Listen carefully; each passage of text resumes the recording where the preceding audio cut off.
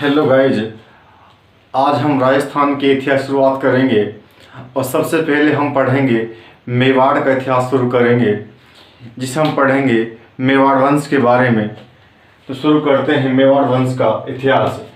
साथ ही यदि मेवाड़ वंश की हम बात करें तो मेवाड़ वंश को प्राचीन काल के अंदर मेदपाट या प्रागवाट या शिव जनपद कहा जाता था। जैसा कि आप जानते हैं, एक शिवी जनजाति जो कि पहले पंजाब के आसपास बसा करते थे, जब कुषाणों तथा अन्य विदेशी आक्रांताओं ने आक्रमण किया पंजाब के आसपास के क्षेत्र पर, तो शिवी जनजाति जो थी यह मेवाड़ के आसपास यानी चित्तौड़ के आसपास आकर बस गई।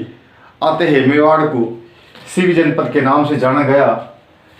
इसके बाद हम बात करते हैं जो मेवाड़ जो है, प्रतापगढ़ है, भीलवाड़ा है, राजसमंद है, इसके अलावा छोटे मोटे क्षेत्र और हैं। ये सब क्षेत्र मिलके उस समय का मेवाड़ कहलाया करते थे, जिस पर कि गुहिल वंश या हम कहें शिशुद्ध वंश ने शासन किया।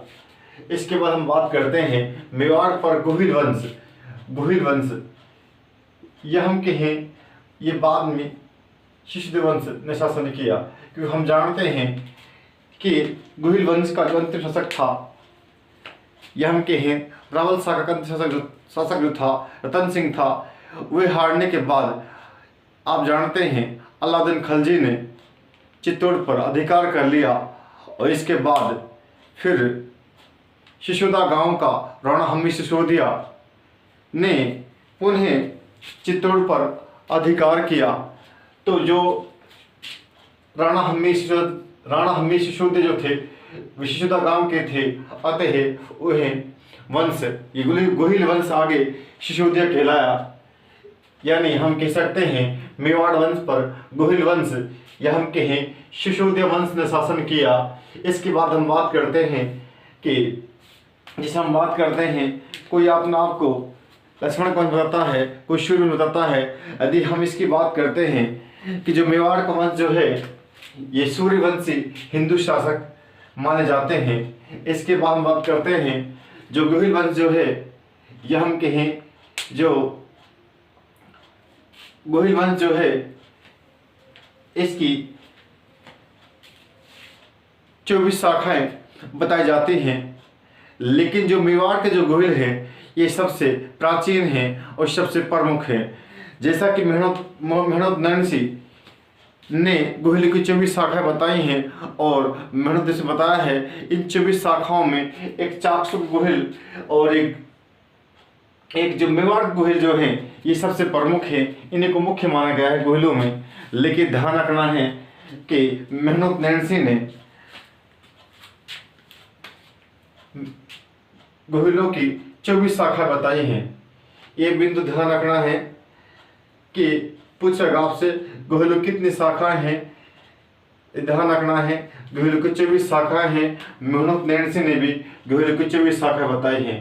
यदि हम कह सकते हैं दुनिया का सबसे लंबा शासन करने वाला जो राजवंश जो है वह है गुहिल वंश में लिखा मिलता है कि इनका जो स्थापन जो है ये 566 के आसपास स्थापित हुआ ये राजवंश, और ये यानी 1943 तक ये राजवंश शासन करता रहा। दुनिया का पहला राजवंश है, जिन्होंने इतने लंबे समय से शासन किया। तो आप पूछ सकता है दुनिया का कौन सा राजवंश है सबसे लंबे शासन जिसने सबसे लंबे समय तक शासन किया। ध्यान रखना है गुहिल वंश जो है ये दुनिया का सबसे लंबा शासन करने वाला राजवंश है। इसके बाद हम बात करते हैं गुहिल या गुहादित्य। साथियों जो गुहिल जो शासक थे गुहिल या हम कहें गुहादित्य के नाम पर ही इस वंश का नाम गुहिल पड़ा, या हम कहें गुहिल या गुहादित्य जो है यह गुहिल वंश का संस्थापक माना जाता है।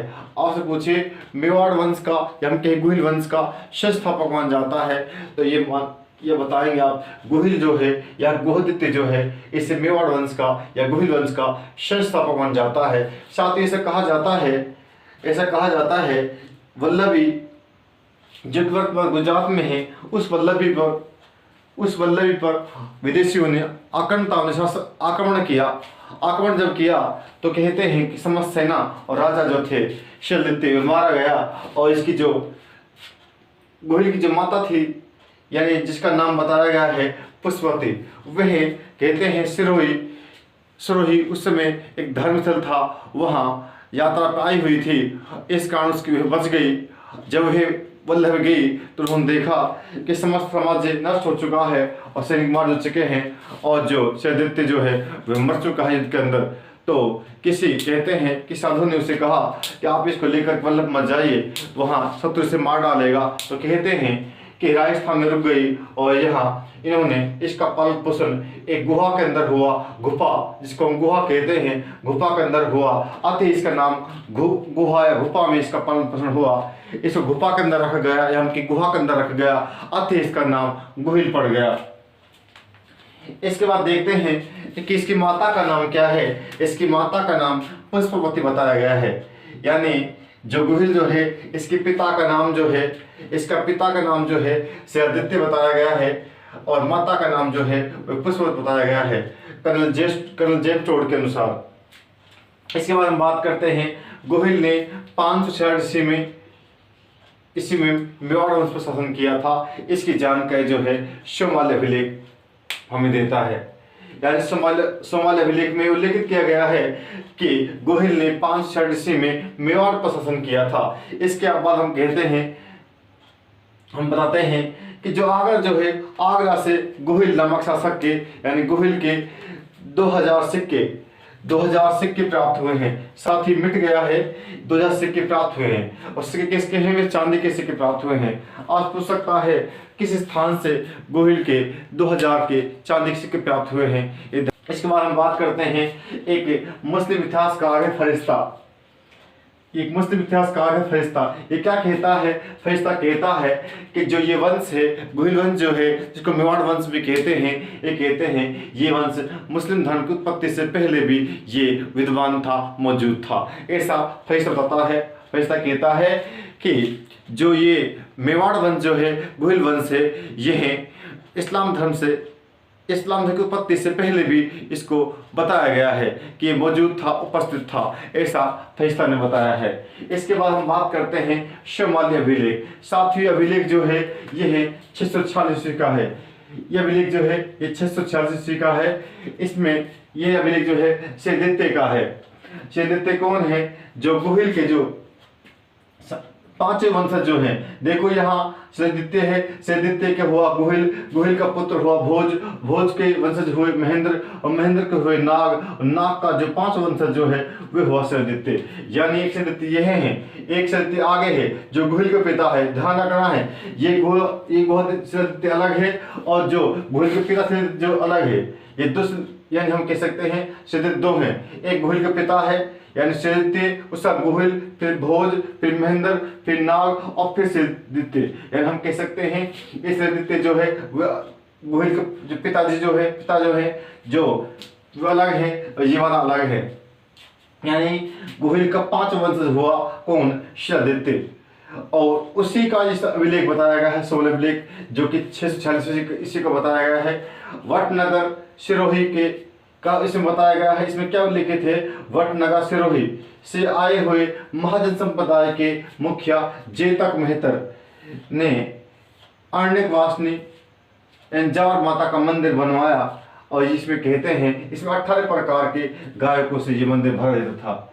यानी इस सोमाल अभिलेख में ये उल्लेखित किया गया है कि वटनगर सिरोही से आए हुए महाजन संप्रदाय के मुखिया जेतक मेहतर नामक जो मुखिया है, इन्होंने अरण्यवासिनी यानी जावर माता का मंदिर बनवाया। जावर माता का मंदिर कहाँ बनवाया? ये जावर उदयपुर बनवाया, जो वर्तमान उदयपुर जो है जावर में, वही मंदिर बनवाया। और कहते हैं इसमें 18 प्रकार के जो गायक थे, उन गायकों से यह मंदिर भर देता था। हम कहते थे इस मंदिर के अंदर 18 प्रकार के जो गायक थे, ये हम के साधु संत जो भजन कीर्तन जो करते हैं वे यहाँ विद्वान थे। इसके बाद हम बात करते हैं जेतक ने देवभूख नामक स्थान पर अग्नि में प्रवेश किया। साथियों, जेतक एक साधु बताया गया है, जेतक नाम का साधु बताया गया है। उस साधु ने देवभूख नामक स्थान पर। पूछ सकता है कि जेतक नामक साधु ने देवभूक नामक स्थान पर अग्नि में प्रवेश किया, अर्थात अपने आप को अग्नि समर्पित कर दिया, अपना प्राण त्याग दिया अग्नि में प्रवेश कर करके। इसका उल्लेख किस लेख में किया गया है? इसका उल्लेख जो है यह शिवमाला अभिलेख में किया गया है। इसके बाद हम बात करते हैं जो ये अभिलेख जो है जावा जो उदयपुर के अंदर है, इसके अंदर जो खनन होता है आप जानते हो, उसके अंदर वर्तमान में भी और वर्तमान में भी, इससे पहले मध्यकाल में भी और प्राचीन काल में भी, यानी हर समय जवार जो है वो प्रसिद्ध रहा है। आप जानते हैं वर्तमान में भी जवार उदयपुर के अंदर चांदी खाने हैं, वहाँ जैसा तवा निकलता है। और कहते हैं कि शिवमाला अभिलेख जो है, शिवमाला अभिलेख ये उल्लेख करता है कि उस समय भी जवार से उद्योग, जवार में खनन उद्योग उपस्थित था। यानी हम कह सकते हैं कि शिवमाला अभिलेख के अंदर जवार की खनन उद्योग प्रकाश डाला गया है। आपसे पूछा जा सकता है किस अभिलेख में जवार के खनन उद्योग प्रकाश डाला गया है? साथियों, जो शिवमाला अभिलेख जो है यह है शिवमाला अभिलेख में जवार के खनन उद्योग पर प्रकाश डाला गया है। साथ ही इसमें कुछ बातें हैं ध्यान रखनी है। क्या क्या ध्यान रखना है इसमें? मुख्य मुख्य बातें क्या ध्यान रखनी है? एक ध्यान रखना है गोहिल जो है, ये आज पूछेगा गोहिल वंश के संस्थापक कौन है, आप बताना है। गोहिल वंश के संस्थापक जो है वे गोहिल या गोहदित्य है। वह पूछ सकता है कि गोहिल के पिता का नाम क्या बताया गया है? गोहिल के पिता का नाम सिद्धिदाता बताया गया है, जो कि वल्लभी गुर्जर शासक थे। माता का नाम पुष्प बताया गया है। और इसमें बताया गया है मेवाड़, गोहिल ने मेवाड़ में 5 शहर विश्व शासन किया। इसको उल्लेख शिवमाला अभिलेख में किया गया है। और शिवमाला अभिलेख के आधार पर जो G.H. ओझा, यानी जो बहुत ही प्रसिद्ध इतिहासकार है G.H. ओझा जो है, उन्होंने इसका उल्लेख किया है। बताया है कि शिवमाला अभिलेख में ये उल्लेखित किया गया है कि गोहिल ने 5 शहर ईस्वी में मेवाड़ शासन किया था। और एक आगरा से गोहिल के 2000 सिक्के चांदी के प्राप्त हुए हैं। इसका मतलब ये है गोहिल का साम्राज्य यानी आगरा तक फैला हुआ था। इसके बाद हम बात करते हैं मुस्लिम इतिहासकार जो फरिश्ता है, उसने कहा है, उसने बताया है, उसने क्या बताया है कि इस्लाम की उत्पत्ति से पहले भी जो मेवाड़ वंश जो है, गोहिल वंश जो है, यह मौजूद था, ऐसा उन्होंने कहा है। इसके बाद शिवमाला अभिलेख जो है सिद्धिदाता का है। सिद्धिदाता कौन थे? ये गोहिल के 5 वंशज थे। यानी जो सिद्धिदाता जो है ये गोहिल के 5 वंश थे। देखो सिद्धिदाता 2 हैं, एक या सिद्धिदाता यहाँ है जो गोहिल का पिता है। ध्यान रखना है सिद्धिदाता, उसका पुत्र गोहिल, फिर उसका पुत्र भोज, उसका महेंद्र, फिर नाग, फिर सिद्धिदाता। साथियों, एक ही ध्यान रखना है वटनगर जो सुरवी के अंदर था उस समय में, वहाँ के एक महाजन संप्रदाय के मुखिया जेतक मेहतर ने अर्णिकवासिनी जवार माता का मंदिर बनवाया। इस बात का उल्लेख भी इस शिवमाला अभिलेख में किया गया है। इस प्रकार से हमने राजस्थान के इतिहास की शुरुआत कर दी। साथियों, आपको ध्यान रखना है कि हमारे वीडियो को लगातार देखते रहना है। यदि हमारे वीडियो को आप लगातार देखते रहेंगे तो हमारा मनोबल बना रहेगा। साथियों, जो हम लेंगे कि देखिए जो हमारी RPSC है या क्रमचय चयन बोर्ड है, जिन किताबों को फॉलो करता है, हम राजस्थान GK हो यानी राजस्थान की हिस्ट्री, राजस्थान कल्चर, राजस्थान की ज्योग्राफी पढ़ने के लिए हम इन किताबों को हम काम में लेंगे। एक तो हम सोर्स के ऊपर लेंगे राजस्थान के इतिहास, संस्कृति एवं विरासत, यानी जो किताब जो ऑथेंटिक किताब है राजस्थान हिंदी अकादमी की। ये किताब जो है हुकुमचंद जैन और डॉक्टर नारायण श्री मालिक किताब है, ये वो ऑथेंटिक किताब है, इसका प्रयोग करेंगे। इसके अलावा मैंने बहुत सारी किताबें आपको मंगवाई हैं। एक राजस्थान के इतिहास, दशरथ शर्मा किताब काम लेंगे। इसके बाद जो ये राजस्थान में स्वतंत्रता संग्राम BL पनगड़े किताब काम में लेंगे। इसके बाद ये किताब जो है राजस्थान की संस्कृति एवं परंपरा, ये किताब जो है ऑथेंटिक किताब है, इससे हम कुछ मैटर लेंगे। ये जो है जय सिंह नीरज की और भगवत लाल शर्मा किताब जो ऑथेंटिक किताब ये है भी, इसका प्रयोग करेंगे। इसके बाद हम जो किताबें हैं राजस्थान बोर्ड की क्लास 10 की, इसके बाद क्लास जो 9 की किताब जो है इसका प्रयोग करेंगे हम राजस्थान GK के लिए। इसके बाद क्लास 6 और क्लास 7 और क्लास क्लास जो 11 है, इसके बाद 12 है और क्लास 8 है। इसके बाद जो अन्य किताबें जो हम काम में लेंगे साथियों, सारी ऑथेंटिक किताबों से हम जानकारी लेंगे, यानी हम गाइड वाइड जो है जो गलत छाप देते हैं लोग, उनसे हम कोई भी सामग्री नहीं लेंगे। एक किताब ये वाली है, ये वाली किताब जो है हम राजस्थान का ये वाली काम में लेंगे। इसके अलावा एक किताब ये है,